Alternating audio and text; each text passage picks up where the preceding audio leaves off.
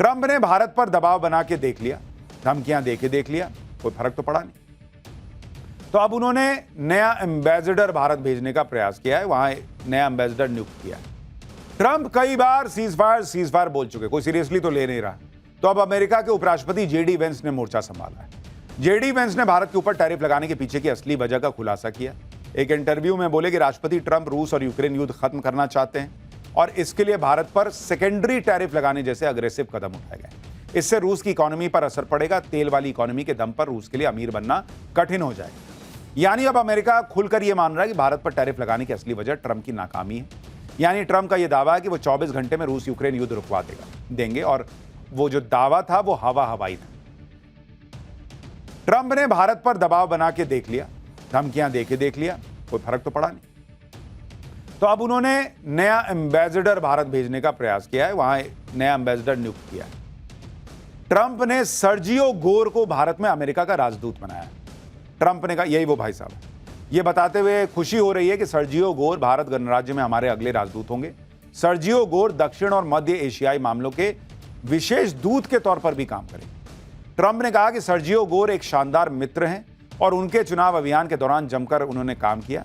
Sergio Gor ने Trump प्रशासन में 4000 लोगों की नियुक्ति में अहम भूमिका निभाई। सर्जियो गोर से पहले एरिक गारसेटी भारत में अमेरिकी राजदूत थे। जनवरी 2025 से भारत में कोई अमेरिकी राजदूत नहीं था। अब ट्रंप ने अपने भरोसेमंद इतने करीबी सर्जियो गोर को भारत में एम्बेसडर बना के भेज दिया। कुछ तो वजह होगी।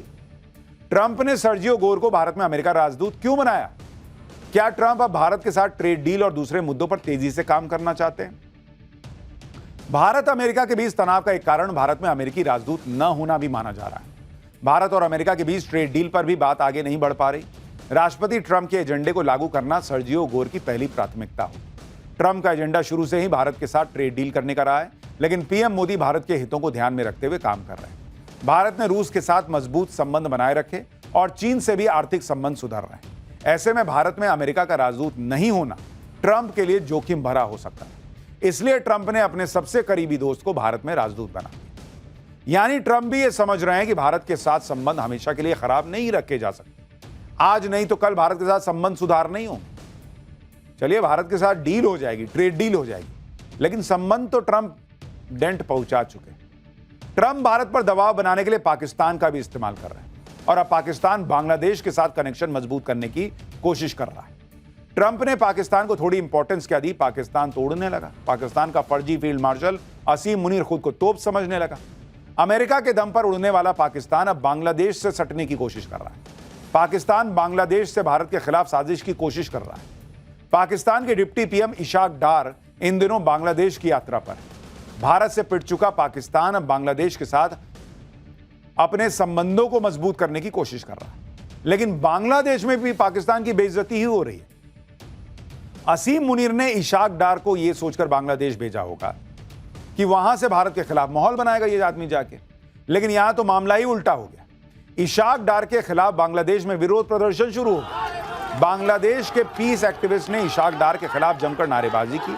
इन लोगों ने 1971 से पहले बांग्लादेश में पाकिस्तान के अत्याचार के खिलाफ प्रोटेस्ट किया। इसके अलावा इशाक डार ने यह कहकर और मामला खराब कर दिया कि 1971 का मामला तो सुलझ गया है, अब पाकिस्तान और बांग्लादेश को साथ मिलकर आगे बढ़ना चाहिए। बांग्लादेश को इशाक डार की यह दलील पसंद नहीं है।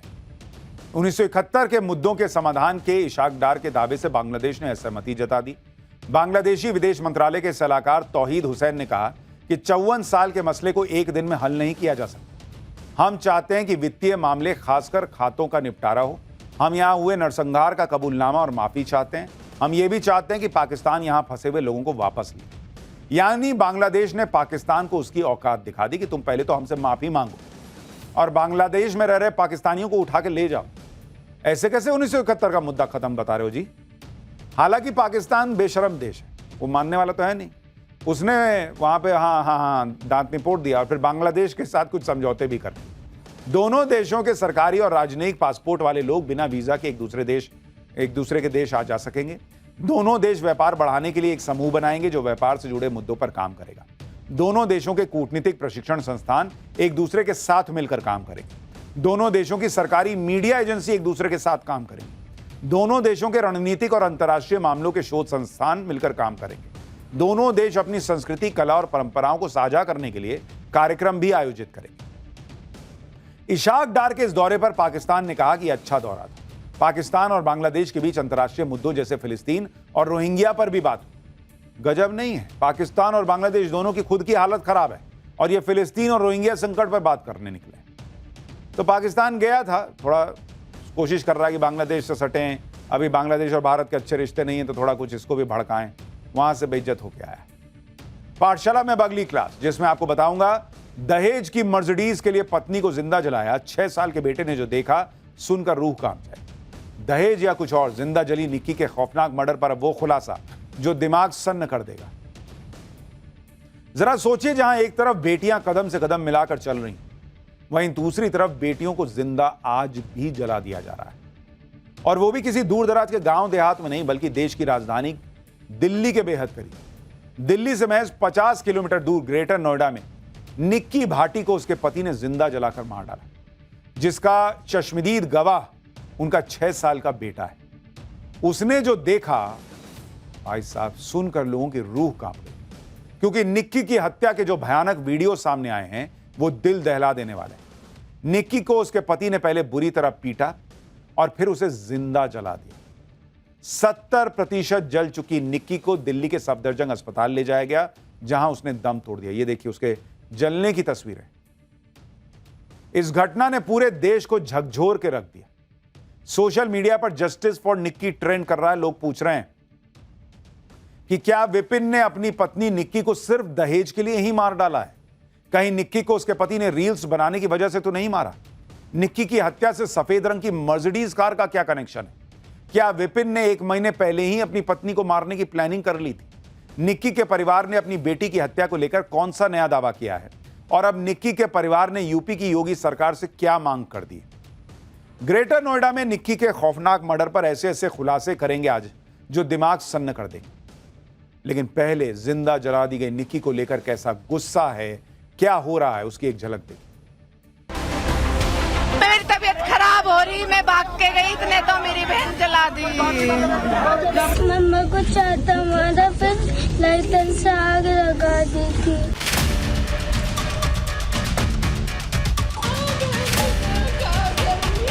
हम वे सब इतना चाह, दोनों माँ बेटा ने आग लगा दो।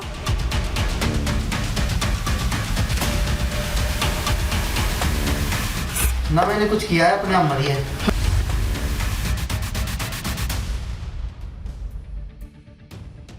ग्रेटर नोएडा में निक्की हत्याकांड के जो वीडियो सामने आ रहे हैं वो दिल दहला देने वाले हैं। एक वीडियो में विपिन और निक्की की सास उसे बेरहमी से पीट रहे हैं। दूसरे वीडियो में निक्की फर्श पर बदहवास बैठी है, वो दिखता है लेकिन ऐसी हालत में है कि आपको दिखा नहीं सकते। तीसरे वीडियो में निक्की आग की लपटों से घिरी हुई सीढ़ियों से गिरती हुई दिखाई दे रही है।